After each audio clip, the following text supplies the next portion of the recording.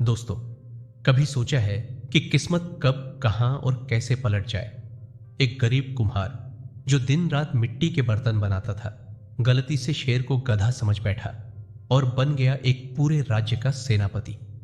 यह कोई कल्पना नहीं, यह है नसीब बाफ्टा की सच्ची और हैरान कर देने वाली कहानी, जिसमें एक आम आदमी बन गया हीरो, एक पूरे साम्राज्य का रक्षक। चलिए सुनते हैं एक ऐसी कहानी जो आपको हंसाएगी भी और सोचने पर मजबूर। दोस्तों, बहुत पहले की बात है। भारत स्थान नामक देश की एक छोटी बस्ती में नसीब बाफ्टा नाम का एक गरीब कुम्हार रहता था।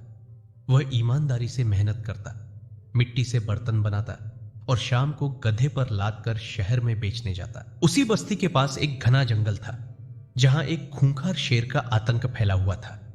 वह अक्सर गांव के लोगों और जानवरों को मार डालता, जिससे सभी बहुत डरते थे।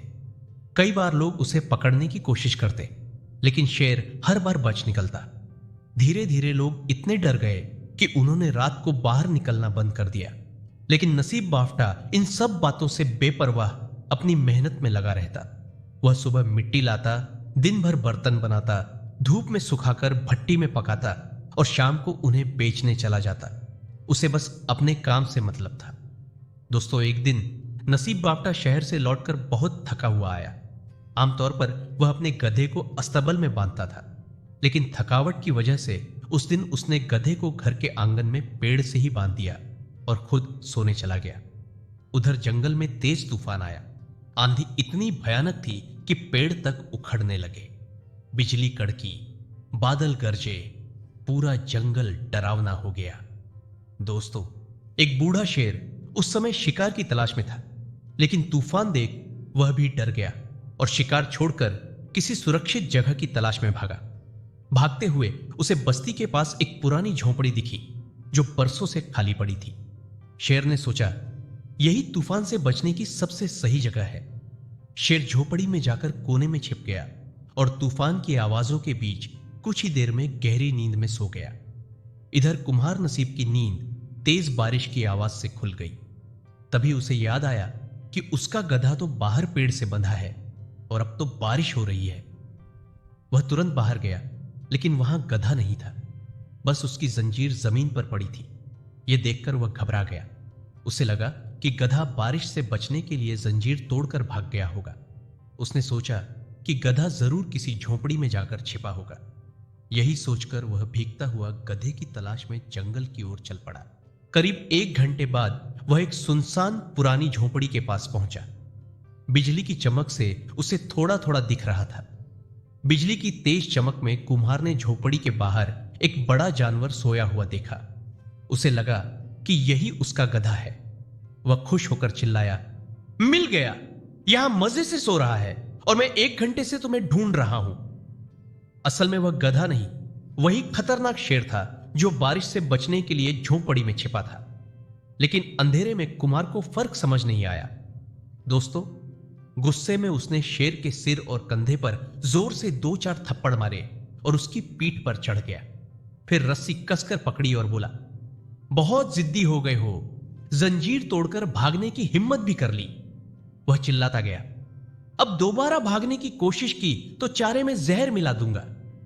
कुम्हार की डांट सुनकर शेर डर के मारे कांपने लगा। उसे लगा, अगर उसने कुछ गलत किया तो कुम्हार सच में उसे मार डालेगा। डर के कारण उसने चुपचाप उसकी बात मान ली। बारिश तेज हो रही थी, अंधेरा था और बिजली चमक रही थी। ऐसे में शेर डर के मारे जंगल के रास्ते पर दौड़ता रहा। वह सोचता रहा, मैं किस मुसीबत में फंस गया। दोस्तों, उसकी गर्दन में बंधी रस्सी उसे बहुत भारी लग रही थी, लेकिन डर के कारण वह कुछ कर भी नहीं सका। आखिरकार वे दोनों बस्ती के पास कुम्हार के घर पहुंच गए। कुम्हार ने शेर को आंगन में एक पेड़ से मजबूत जंजीर से बांध दिया। रात का समय था, ठंड बढ़ रही थी और कुम्हार बहुत थक चुका था। वह शांति से जाकर सो गया। सुबह हुई, सूरज की रोशनी फैलने लगी। गांव वाले रोज की तरह अपने काम पर निकलने लगे। जब कुछ लोग कुम्हार नसीब बाफ्टा के घर के पास से गुजरे तो उन्होंने आंगन में पेड़ से बंधे एक बड़े जानवर को देखा। वो और कोई नहीं, वही खूंखार शेर था। दोस्तों, सभी हैरान रह गए। कुछ पल तो उन्हें यकीन ही नहीं हुआ कि यह वही शेर है जिसने गांव में तबाही मचा रखी थी। फिर किसी ने चिल्लाकर कहा, अरे ये तो वही डरावना शेर है, और इसे बांधा किसने? थोड़ी ही देर में यह खबर पूरे गांव में फैल गई। कुम्हार नसीब बाफ्टा ने शेर को जिंदा पकड़ लिया। गांव वाले उसकी बहादुरी की तारीफ करने लगे। उन्हें सबसे ज्यादा खुशी इस बात की थी कि अब वो भयानक शेर पकड़ में आ गया था। वही शेर था जिसने न जाने कितनी बकरियां और भैंसें मार डाली थी। अब जब वह पकड़ लिया गया तो गांव वालों की बड़ी परेशानी हमेशा के लिए खत्म हो गई। दोस्तों, कुम्हार खुद भी हैरान था कि लोग उसकी इतनी तारीफ क्यों कर रहे हैं। वह बार बार कहता, मैंने तो बस अपना गधा पकड़कर घर लाया है। लेकिन जब उसने ध्यान से देखा तो उसे समझ आया, जिसे वह गधा समझ रहा था वो असल में वही खूंखार शेर था। इसी बीच भारत स्थान का बादशाह दारापुरी गहरी चिंता में था। पड़ोसी देश दागिस्तान का राजा और रंगशुजा बहुत शक्तिशाली था और भारत स्थान के कई इलाकों पर कब्जा करना चाहता था। दोनों देशों के बीच जंग छिड़ चुकी थी। दागिस्तान की सेना बार बार हमले कर रही थी। हालांकि बादशाह को अपनी सेना की बहादुरी पर पूरा भरोसा था, लेकिन दुश्मन की फौज संख्या में कई गुना ज्यादा थी। इसलिए उसे ऐसे वीर सेनापति की जरूरत थी जो सेना की अच्छी तरह से अगुवाई कर सके और दुश्मन को हरा सके। इसलिए उसने तुरंत अपने मंत्रियों और सेनापतियों को दरबार में बुलाया। सभी ने मिलकर सोच विचार शुरू किया, कौन ऐसा हो सकता है जो इस युद्ध में हमारी मदद कर सके।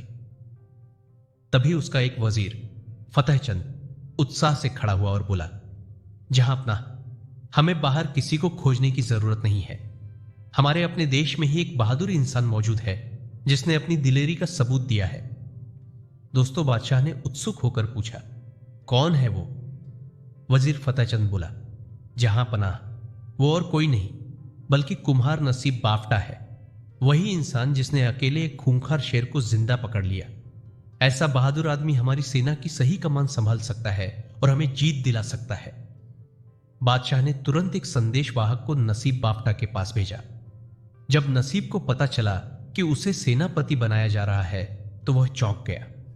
उसे यह सब किसी मजाक जैसा लगा, लेकिन राजा का आदेश टालना मुमकिन नहीं था। इसलिए वह अनमने मन से तैयार होकर महल पहुंचा।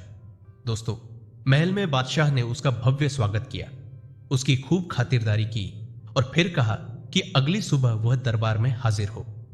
नसीब बाफ्टा परेशान था, सोच रहा था, मेरे साथ यह सब क्या हो रहा है। नसीब बाफ्टा सोचने लगा, मैं एक साधारण कुम्हार हूं और अब मुझे सेनापति बना दिया गया। यह सब उस गधे की वजह से हुआ जो असल में शेर निकला। आखिरकार बिना किसी युद्ध का अनुभव और न पढ़ा लिखा होने के बावजूद उसे सेना का सेनापति बना दिया गया। न उसने कभी तलवार चलाई थी, न घोड़े की सवारी की थी। घर पहुंचते ही उसने गुस्से में शेर से कहा, यह सब तेरी वजह से हुआ। अगर तू गधा बना रहता तो मैं अब भी आराम से बर्तन बना रहा होता। अब देख, मुझे सेनापति बना दिया गया जबकि मुझे कुछ नहीं आता। उसकी बीवी मुस्कुराई और बोली, शेर को दोष मत दो, इसमें उसकी कोई गलती नहीं है। असल में तो तुम्हारा नसीब चमक गया है। खुदा का शुक्र मनाओ कि उसने तुम्हें इतना बड़ा मौका दिया है। हिम्मत रखो, ये तो हमारे अच्छे दिनों की शुरुआत है। दोस्तों, नसीब बाफ्टा चुप हो गया, सोच में पड़ गया। अब उसके पास पीछे हटने का कोई रास्ता नहीं था। नसीब बाफ्टा के पास अब इस नई जिम्मेदारी को निभाने के सिवा कोई रास्ता नहीं था। अगले दिन वह अपनी पत्नी के साथ शाही महल पहुंचा। बादशाह दारापुरी उसे देखकर बहुत खुश हुआ और उसका शानदार स्वागत किया। बादशाह ने कहा, हमारा पड़ोसी राजा औरंगजेब ऊर्जा लगातार हमारी भूमि पर हमला कर रहा है। अब वह पूरी तैयारी के साथ युद्ध करने वाला है। हमारी सेना तैयार है, लेकिन हमें एक योग्य सेनापति चाहिए। कल सुबह दुश्मन की सेना हमारे क्षेत्र में घुसेगी। तुम्हें सेना की कमान संभालनी होगी और ऐसा जवाब देना होगा कि दुश्मन दोबारा हमारी तरफ देखने की भी हिम्मत न करे। इसके साथ ही बादशाह ने नसीब और उसकी पत्नी के लिए एक सुंदर महल बनवाया। महल के पास एक अस्तबल, घोड़ों का स्थान भी बनवाया गया। अस्तबल में एक मजबूत और तेज काला घोड़ा नसीब बाफ्टा के लिए तैयार खड़ा था, जो उसे युद्ध के मैदान में ले जाने वाला था। लेकिन नसीब पूरी रात सो नहीं सका। उसे डर था क्योंकि उसने कभी घुड़सवारी नहीं की थी। वह सोचने लगा, अगर मैं घोड़े से गिर गया तो सब लोग हंसेंगे, कहेंगे सेनापति खुद घोड़े पर टिक नहीं सका। सुबह होते ही उसने अपनी पत्नी को जगाया और दोनों अस्तबल पहुंचे।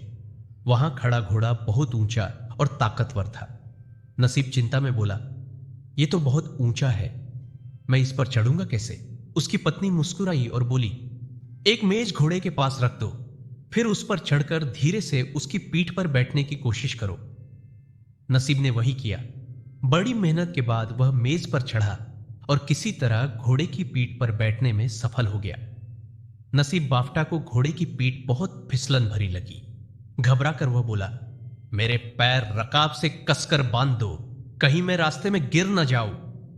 उसकी पत्नी ने तुरंत एक मजबूत रस्सी लाई और उसके दोनों पैरों को रकाब से कसकर बांध दिया। फिर रस्सी को घोड़े के नीचे से ले जाकर दोनों पैरों को आपस में जोड़ दिया ताकि उसका संतुलन बना रहे। इसके बाद उसने नसीब की कमर को भी एक मजबूत बेल्ट से कसकर बांध दिया ताकि वह किसी भी हालत में नीचे ना गिरे। नसीब ने फिर कहा, अब मेरे हाथ भी घोड़े की गर्दन से बांध दो ताकि मैं पूरी तरह सुरक्षित रहूं। घोड़ा अब अस्तबल से बाहर निकलने को बेताब था। उसकी पत्नी अभी हाथ बांधने ही वाली थी कि तभी घोड़ा अचानक जोर से उछला और तेजी से दौड़ पड़ा।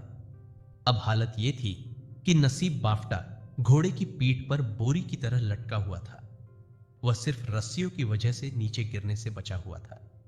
डर के मारे उसने घोड़े की गर्दन कसकर पकड़ ली और मन ही मन भगवान से प्रार्थना करने लगा, हे भगवान, तूने मुझे एक मामूली कुम्हार से सेनापति बना दिया है।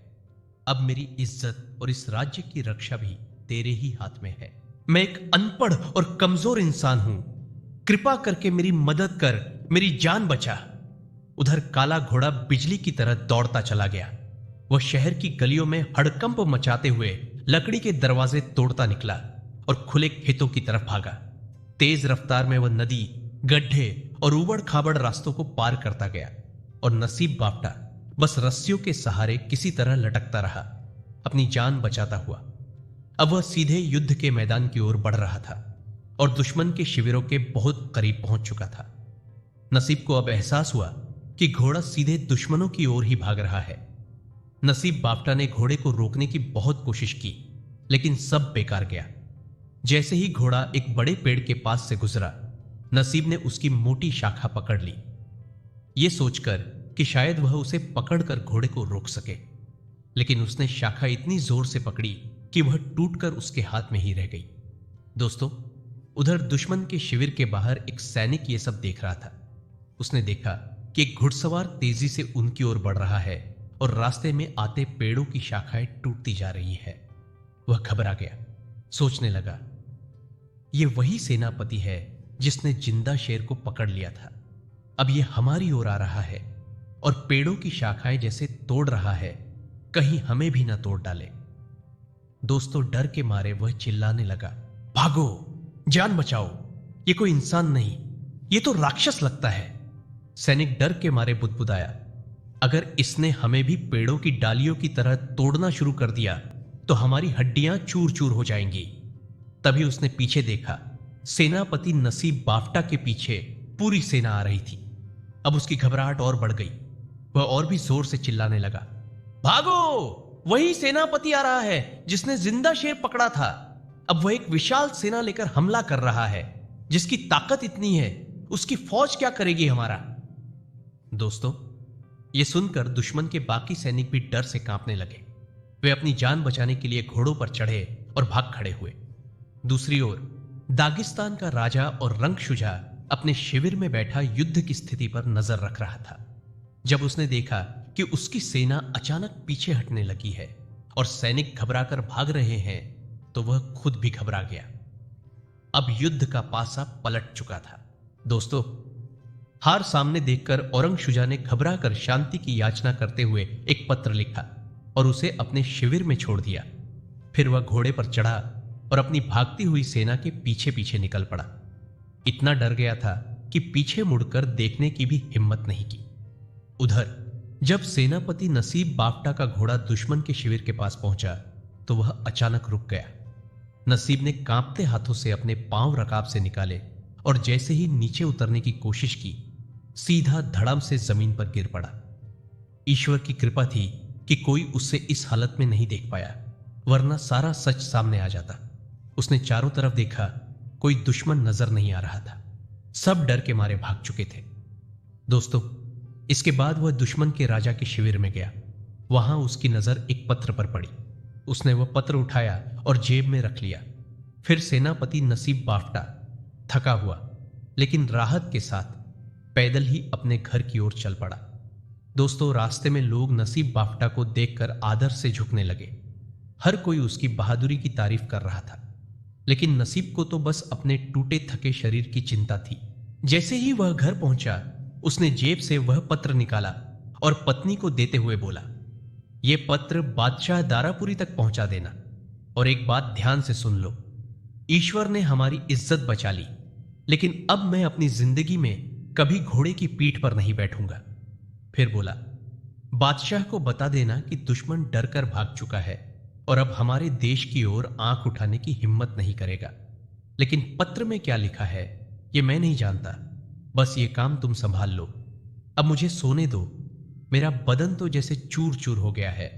इस घोड़े ने मेरी हड्डी पसली एक कर दी है। दोस्तों, इतना कहकर नसीब बाफ्टा गहरी सांस लेकर बिस्तर पर लेट गया और चैन की नींद सो गया। कुम्हार से बने सेनापति नसीब बाफ्टा की पत्नी शाही महल में बादशाह दारापुरी के पास पहुंची और दुश्मन राजा औरंगशुजा का लिखा शांति पत्र उन्हें सौंपा। बादशाह ने जब पत्र पढ़ा तो वह बहुत प्रसन्न हुआ और नसीब बाफ्टा की बहादुरी की खूब तारीफ की। उसने पूछा, तुम्हारे पति इस समय कहां हैं? दोस्तों, नसीब की पत्नी ने सिर झुकाकर जवाब दिया, हुजूर, वे बहुत थक गए हैं और घर पर आराम कर रहे हैं। अगर आप चाहें तो मैं उन्हें अभी बुला सकती हूं। बादशाह मुस्कुराया और बोला, नहीं, अभी उसे आराम करने दो। उसे कल सुबह हमारे पास भेज देना। हम उसे उसके साहस के लिए इनाम देंगे। नसीब की पत्नी ने अदब से सिर झुकाकर कहा, जो हुक्म, जहां पनाह। और वह वहां से चली गई।